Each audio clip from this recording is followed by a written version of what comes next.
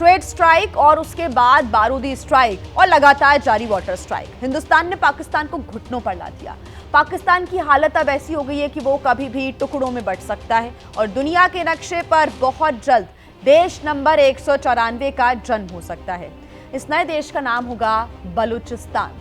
चूंकि संयुक्त राष्ट्र के बही खाते में 193 आजाद देशों के नाम दर्ज हैं, ऐसे में बलोच आवाम को पूरी उम्मीद है कि संयुक्त राष्ट्र की फहरिस्त में देश नंबर 194 के तौर पर बलूचिस्तान का नाम दर्ज हो जाएगा।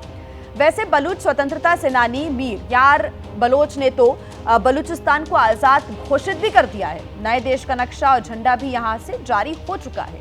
साथ ही संयुक्त राष्ट्र से आजाद बलूचिस्तान की मान्यता देने की गुजारिश भी की जा रही है। इतना ही नहीं, भारत सरकार से भी नई दिल्ली में बलूचिस्तान उच्च आयोग खोलने की इजाजत मांगी गई है। अगर ये सब हो गया तो 54 साल पहले 2 टुकड़ों में बंट चुके पाकिस्तान का भूगोल फिर से एक बार बदल जाएगा।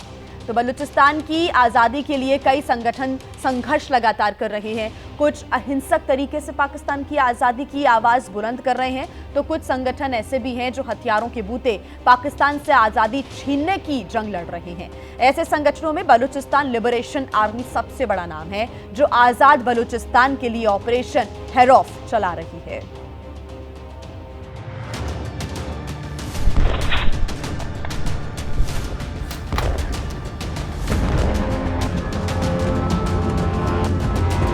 अंठावन ठिकाने,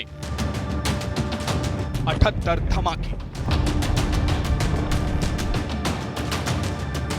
आजादी के लिए बलूचिस्तान लिबरेशन आर्मी यानी BLA के हेरौफ 2.0 का ये सबसे नया संघर्ष घड़ित है। दुनिया भर में आतंकिस्तान के नाम से बदनाम पाकिस्तान वैसे तो BLA को भी आतंकी संगठन मानता है, लेकिन बलोच आवाम के लिए ये संगठन आजादी के दीवानों की वो टोली है जो बंदूक और बारूद के बूते पाकिस्तान को बलूचिस्तान से खदेड़ने में जुटी है।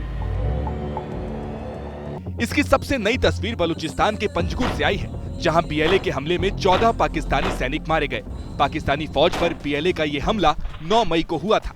जब गाड़ी सवार फौजी दस्ते को निशाना बनाया गया तो दहशत में पाकिस्तानी सेना के जवान भागने लगे, लेकिन BLA ने भागते लोगों को खदेड़ खदेड़ कर मारा, फिर पूरी गाड़ी को धमाके से उड़ा दिया।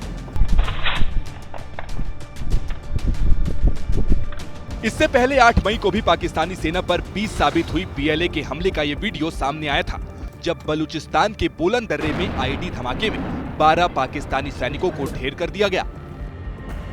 अब 25 अप्रैल की ये तस्वीर देखिए, जब बलूचिस्तान की राजधानी क्वेटा में रिमोट कंट्रोल से IED धमाका हुआ तो जद में पाकिस्तानी फौज का दस्ता आया और उसके 10 जवान मारे गए।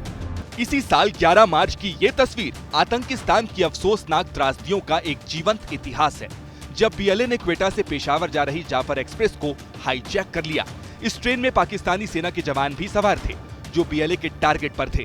ट्रेन को छुड़ाने के लिए पाकिस्तानी फौज ने ऑपरेशन शुरू किया तो BLA के 30 से ज्यादा लड़ाकों को मार गिराया, लेकिन बदले में आसिम मुनीर की सेना को भी 20 से ज्यादा जवानों का नुकसान उठाना पड़ा। ये तो BLA के ऑपरेशन हेरौफ 2.0 के चंद सबूत हैं। इससे पहले इस ऑपरेशन के पहले अध्याय में भी BLA ने 100 से ज्यादा पाकिस्तानी सैनिकों की हत्या की जिम्मेदारी कबूली थी।